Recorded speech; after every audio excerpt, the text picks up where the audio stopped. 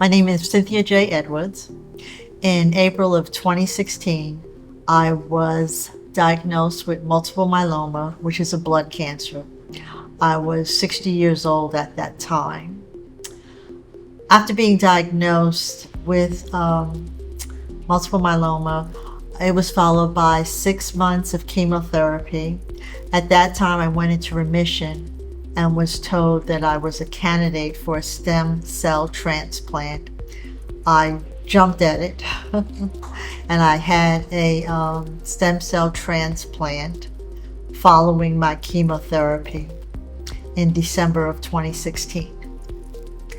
That was followed by some custodial care in my home, which I needed at that time, followed by more chemotherapy. I am no longer in treatment. I have been cancer free. Well, I've been in remission for the past 8 years, and I'm followed by a team of physicians, and I see them every 90 days. Oh, a slew of them. The staff at Tulane Medical Center bone marrow transplant department, and also I receive care and continue to receive care from West Jefferson Medical Center.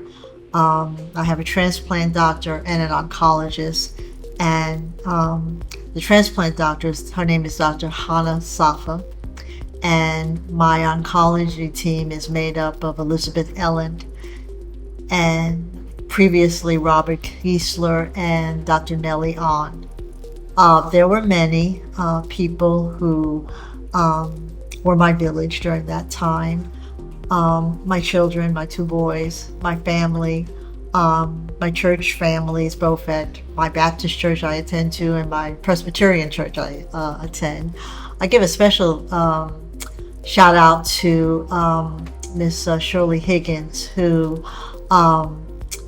became my principal caregiver and came with me to all of my doctor's appointments and coordinated the 6-week custodial care that I needed. And she marshaled a couple of volunteers, and someone was with me every day for that custodial care that I had to undergo.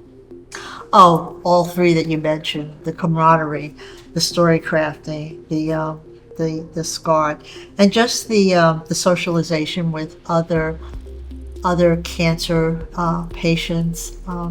There are very few cancer patients that have my diagnosis, but nonetheless, just having cancer, irrespective of what kind you have, brings people together, and we can all help to inspire one another, encourage one another, give us hope, and give each other hope and strength.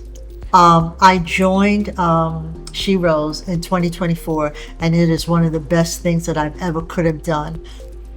Oh, definitely. Let's see if I can remember all the names. Kat did my makeup, and Caitlin did my hair, and just all of the volunteers, from the She Rose volunteers to the other volunteers who help support She Rose, because without it, we would not have She Rose nor Unite. Do it and don't hesitate joining She Rose. You need it. We can all survive, and one way we survive is by the camaraderie of a support group. My name is Cynthia J. Edwards, and this is my story.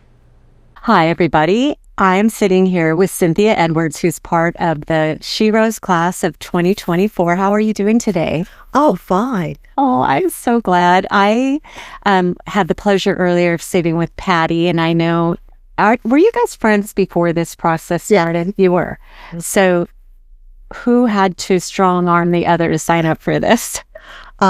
Patty, when she was diagnosed with cancer, when she found out about She Rose, she contacted me and asked me if I wanted to go. And I said, well, is that group that only meets on the North Shore. And I said, look, I've never even been on the causeway after all these many years. So sorry. So we bargained. If I paid the toll, she would drive me. Oh, I am so glad that you reached a happy conclusion on that. I know we do have, by having members of the group on both sides of the lake, it means somebody's going to have to cross that lake. And thank you so much for making the commitment. But the story she told me, which really touched my heart, was that your little girl gang over there happens to include Trishelle and Tenshelle, and that you guys have all become really close. Yes. I love that. And were you all friends before? No. We met at Candle Pass. Oh my gosh. And now you guys just hang out.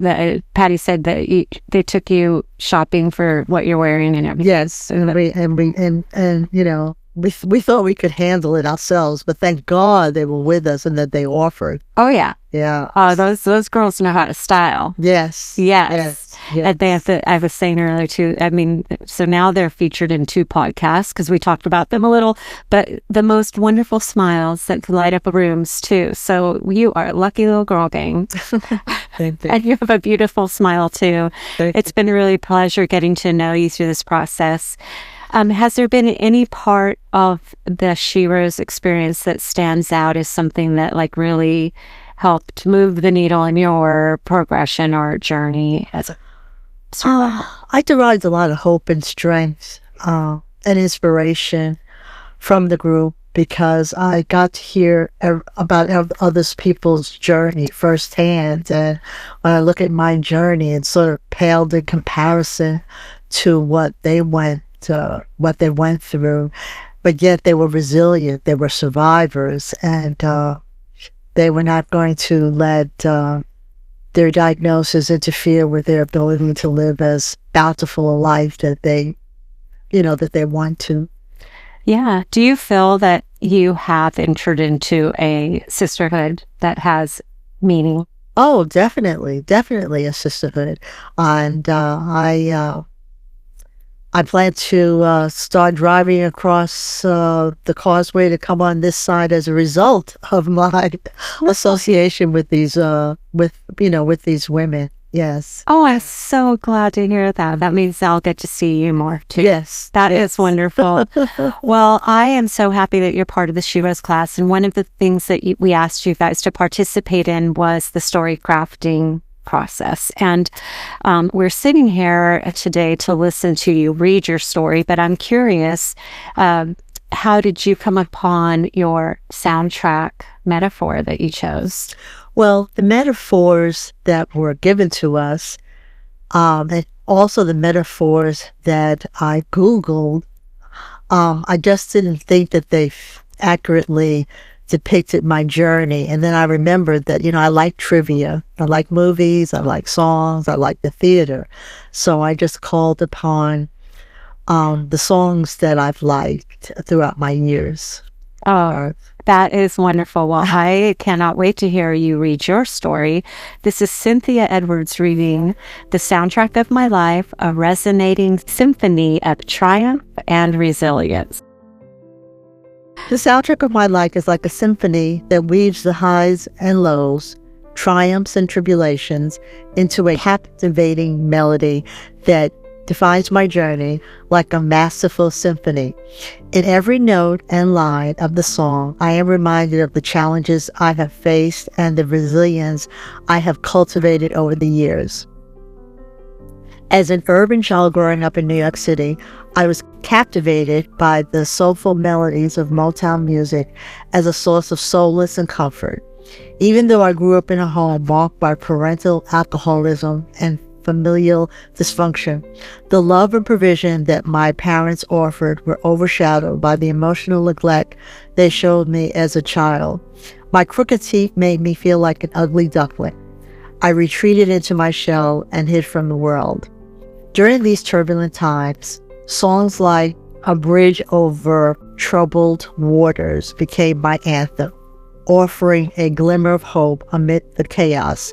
Despite the hardship, I clung to the song's lyrics, believing that something good would come my way. That's when you're feeling weary, feeling small. When tears are in your eyes, I will dry them. As I entered adulthood, my life took a turn for the better. I married my high school sweetheart and became a devoted mother of 2 sons. I attained a successful career with the federal government and retired after 39 years of service. Despite this, my marriage crumbled after 22 years, leaving me heartbroken and feeling lost in the world. The lyrics of "Where Did Our Love Go?"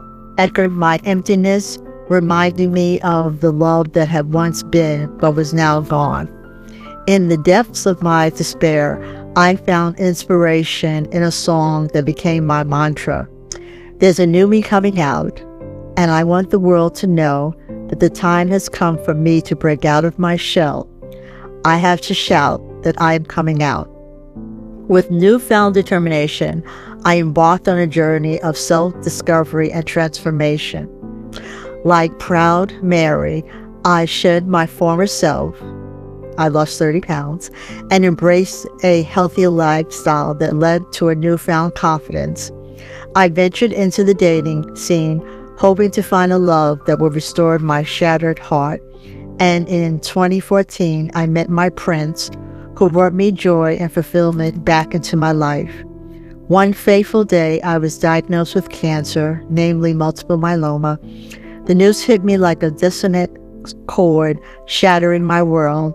But amidst the fear and uncertainty, I found solace in the words of, "I can't stop the rain. No matter the storm, I would not be defeated."